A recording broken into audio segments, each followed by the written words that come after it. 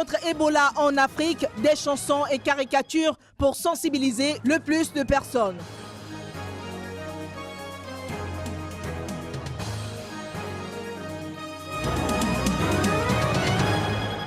Report du procès de Julius Malema à août 2015. Le leader populiste sud-africain est accusé de détournement de fonds.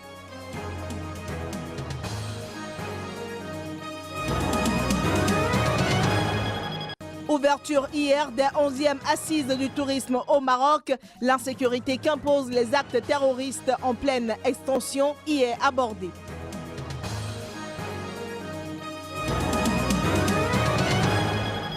Bonsoir chez vous, mesdames et messieurs. Bienvenue dans cette édition du journal sur Sika TV. Le procès pour corruption du leader populiste sud-africain Julius Malema, accusé d'avoir détourné de l'argent destiné aux routes de sa province natale, a été reporté ce mardi de près d'une année à août 2015, plus précisément après une audience éclair. Accusé d'avoir perçu des rétrocommissions sur un appel d'offres provincial truqué, Julius Malema est rapidement ressorti du tribunal de Polokwane pour haranguer plusieurs centaines de supporters en ville. Ceci après avoir eu juste le temps de se lever, saluer son juge et entendre le parquet demander que l'affaire soit renvoyée.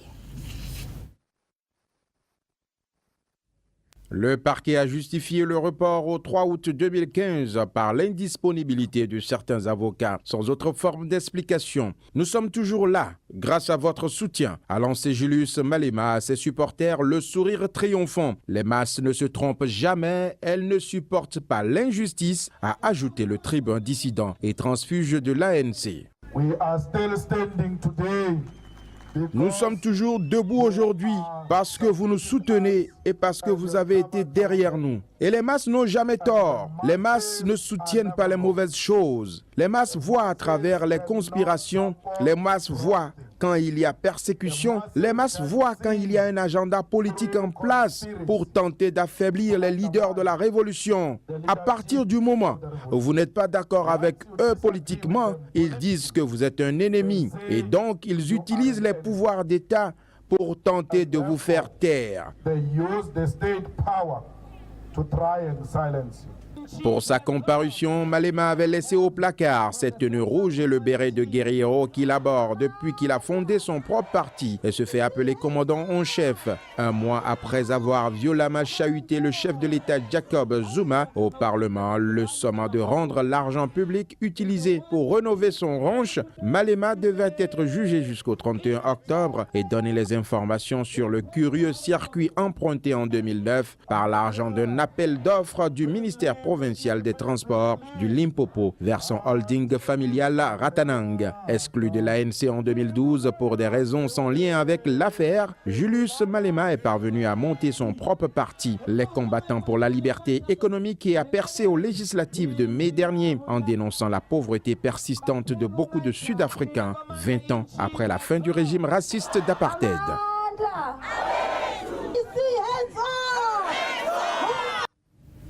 Rencontre lundi entre les présidents guinéens et français à l'Élysée. Au menu, l'épidémie d'Ebola et les moyens de la combattre. Alpha Condé peut être sûr d'avoir la solidarité totale de la France. Alpha Condé, président guinéen, a été reçu lundi à l'Élysée par François Hollande. Ce dernier l'a rassuré de la solidarité totale de la France dans la lutte contre l'épidémie de fièvre Ebola. Souhaitant que la mobilisation internationale s'intensifie contre ce fléau, le président français a annoncé de nouvelles mesures, dont l'installation prochaine d'un nouveau centre de traitement en Guinée forestière. J'ai décidé, c'était lors de la conférence de presse que j'ai faite, que nous installerions un hôpital de campagne, c'est-à-dire un 3e centre de traitement en Guinée forestière, c'est-à-dire là où est concentré le virus et donc l'épidémie. Il y aura 25 médecins français qui vont aller travailler en Guinée pour consolider aussi son système de santé. Les pays qui sont concernés ne doivent pas être isolés, doivent rester ouverts. Et c'est la raison pour laquelle la ligne Air France continue de fonctionner et nous ne voulons surtout pas que le pays puisse être isolé, car son économie doit travailler et ce serait finalement le pire service que nous rendrions à la Guinée que de la confiner. Le président de Guinée, l'un des pays les plus touchés avec 700 morts enregistrés, reste confiant que c'est une situation qui connaîtra son épilogue. Il n'a non plus omis de mentionner le danger que représente la faiblesse des systèmes sanitaires. L'Ebola est une maladie grave, mais ce n'est pas une fatalité. On peut guérir de l'Ebola. Plus tôt vous êtes pris, plus vite vous pouvez guérir. Ensuite, nous devons renforcer notre système de santé pour qu'à l'avenir, pour n'importe quelle épidémie, nous puissions faire face nous-mêmes, malgré le danger. Et deuxièmement, toute l'aide que la France nous a apportée, notamment en maintenant les vols d'Air France entièrement. La France a consacré 35 millions d'euros pour la lutte contre cette épidémie en Guinée. Lundi, Hollande avait déjà évoqué la lutte contre l'épidémie de fièvre Ebola en recevant son homologue mauritanien Mohamed Ould Abdelaziz, président en exercice de l'Union africaine. Alors que de nombreux enfants se retrouvent orphelins à cause d'Ebola, des chansons et des dessins contre Ebola sont également utilisés comme armes. Des chanteurs et des dessinateurs africains participent de façon originale aux efforts de sensibilisation, maillon essentiel de la lutte contre le virus. Alors que la crise Ebola ravage le Libéria, le personnel de la Croix-Rouge continue d'évacuer les corps des victimes de l'épidémie à Monrovia. Pendant ce temps, de nombreux enfants ayant perdu au moins un de leurs 2 parents à cause d'Ebola se retrouvent seuls au monde, rejetés par le reste de la famille en raison de la peur de la contamination. A signalé ce mardi l'UNICEF. Le communiqué de l'UNICEF fait état de ce qu'au moins 3700 enfants en Guinée, au Libéria et en Sierra Leone ont perdu 1 ou 2 de leurs parents décédés d'Ebola depuis le début de l'épidémie. Et puisque qui veut la fin veut les moyens, des chansons et des dessins contre Ebola sont également utilisés comme armes en Côte d'Ivoire. Chansons entraînantes et caricatures saisissantes face à l'épidémie meurtrière d'Ebola. Des chanteurs et des dessinateurs africains participent de façon originale aux efforts de sensibilisation, maillon essentiel de la lutte contre le virus. On voit que dans les dessins, on a mis en scène des scènes assez cocasses et simples, mais en même temps qui, quelque part, véhiculent un certain message.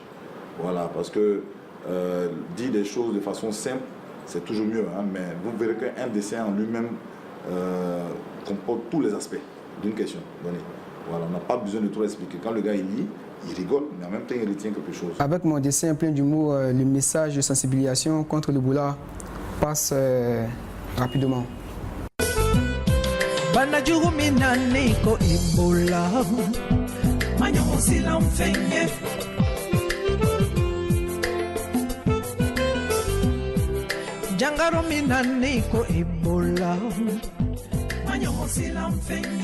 Lavons-nous les mains avec du savon.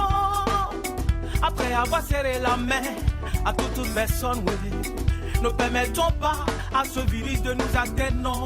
Aucun vaccin n'est disponible. Attention, 90% des malades meurent. Attention, c'est sérieux, mesdames et messieurs. Cédric Canavaro. Le virus volant vers les victimes. Le charismatique Exo. Préparez-vous. On va faire attention. Écoutez-moi.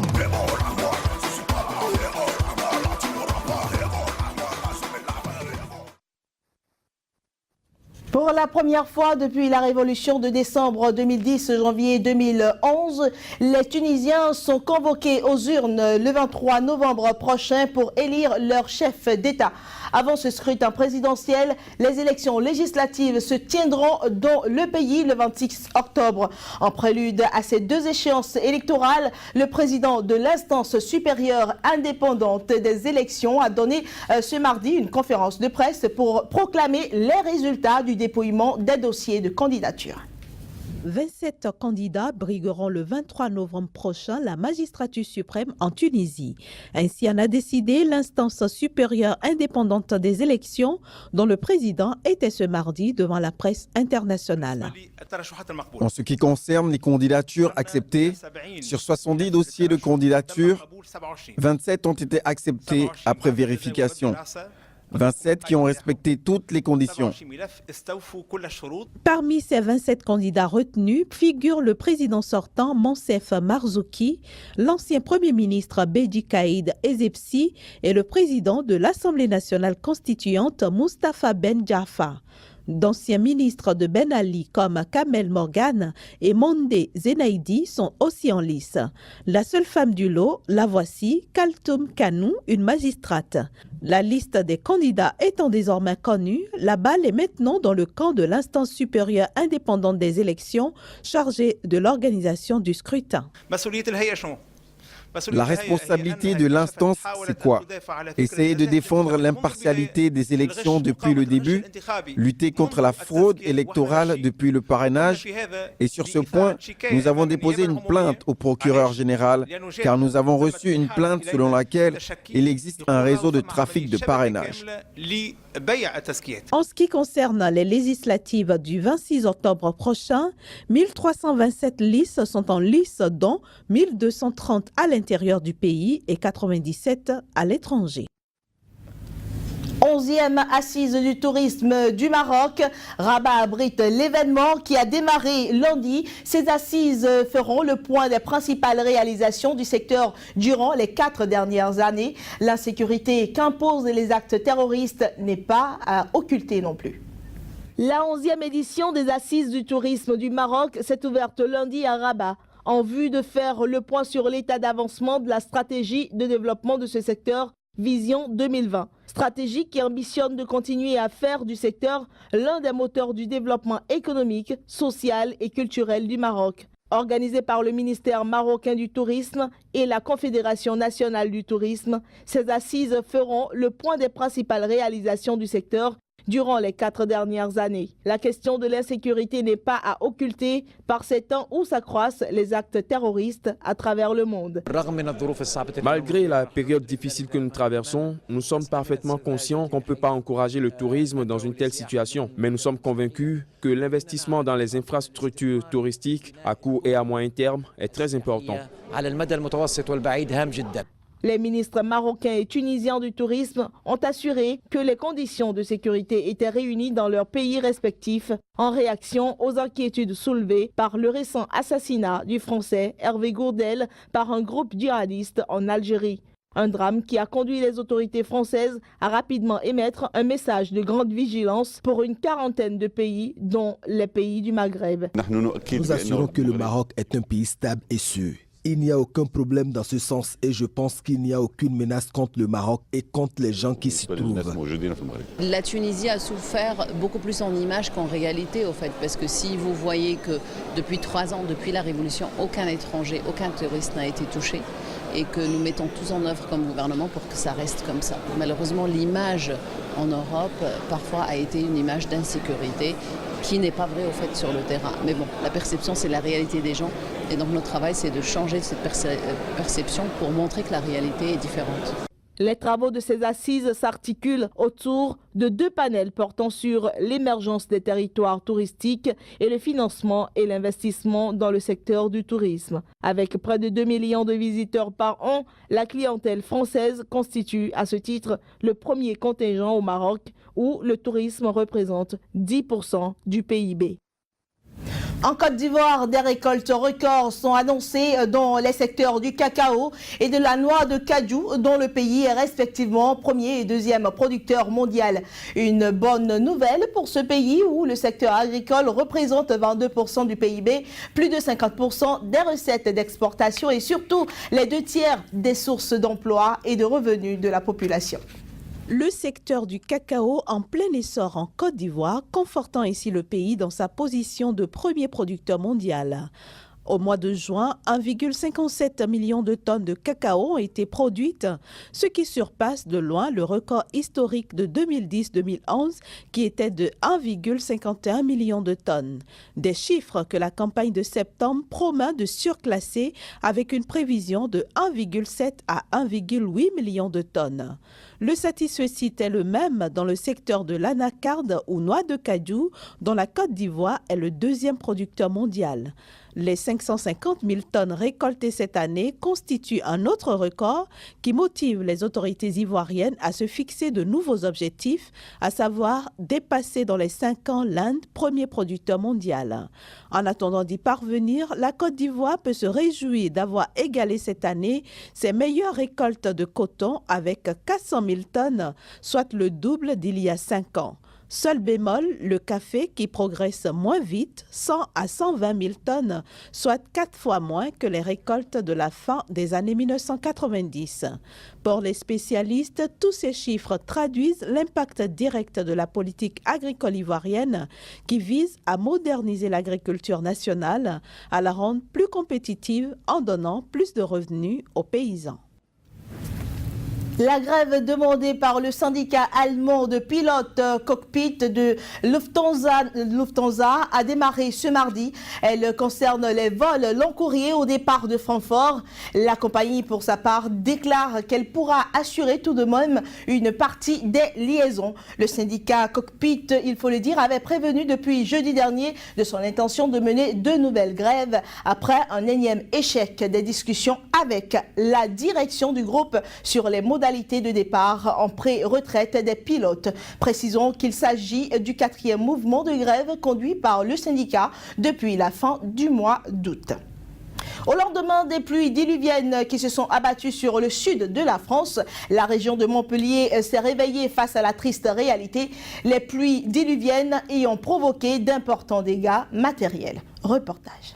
L'accalmie après les fortes précipitations qui se sont abattues sur le sud de la France. 90 mm de pluie tombée en 1 heure à Montpellier. Pour beaucoup, c'était invraisemblable. Face à la furie des eaux, le pire a juste été évité de justesse. L'eau est arrivée en force. Mon mur de jardin qui fait 2 mètres, sous la force de l'eau et les voitures qui étaient détachées, que l'eau charriait. Et ça a fait que le mur a sauté. Plus qu'une rivière, on voyait passer les voitures là. Ici, c'était un immense lac. Ah non. Et les anciens du village qui ont une mémoire là, n'ont jamais vu une telle hauteur d'eau. Il est tombé 500 mm en 3 heures. Les fortes pluies ont entraîné des inondations records qui ont contraint quelques 4000 personnes à passer la nuit loin de chez elles. Ça impressionne quand même. Ça impressionne. C'est vrai qu'on a peur pour les affaires.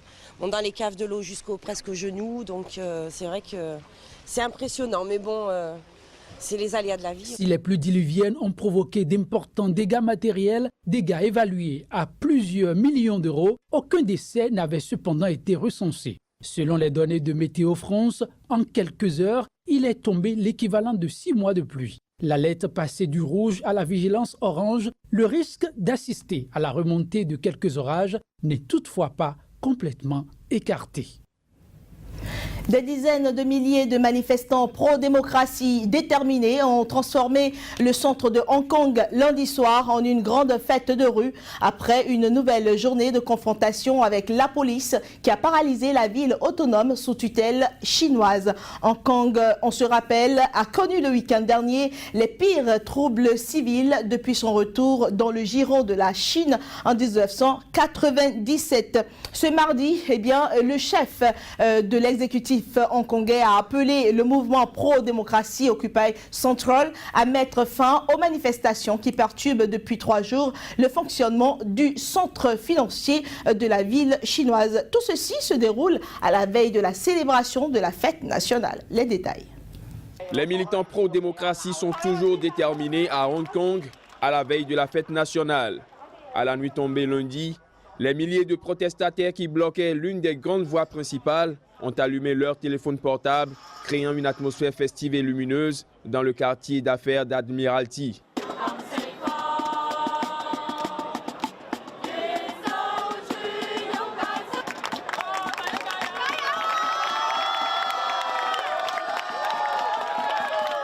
Mais après les affrontements du week-end, les manifestants restaient vigilants et mobilisés malgré l'ambiance musicale.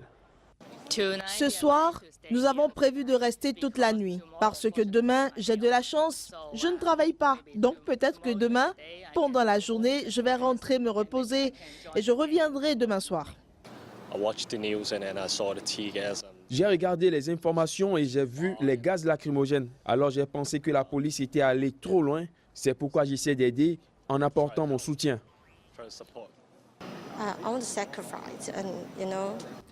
Je veux faire des sacrifices, faire un sacrifice pour Hong Kong, en quelque sorte. parce que je pense que tout le monde devrait le faire. Non, pas devrait, on doit le faire. Nous devons faire quelque chose pour construire un Hong Kong meilleur. Alors oui, je resterai ici jusqu'à ce que la police m'emmène. Les quartiers envahis pour la deuxième nuit consécutive par les manifestants étaient inhabituellement calmes mardi matin et de grandes artères routières, d'ordinaire congestionnées, étaient presque désertes, abandonnées aux cyclistes et aux piétons. Les employés gagnaient à pied leur lieu de travail sous un soleil de plomb ou prenaient d'assaut les taxis alors que la circulation des bus, des tramways et du métro restait très perturbée. Le chef de l'exécutif hongkongais a appelé mardi le mouvement pro-démocratie Occupy Central à mettre immédiatement fin aux manifestations qui perturbent depuis 3 jours le fonctionnement du centre financier de la ville chinoise. Les fondateurs d'Occupy Central ont dit à plusieurs reprises que si le mouvement devenait incontrôlable, ils appelleraient à y mettre un terme.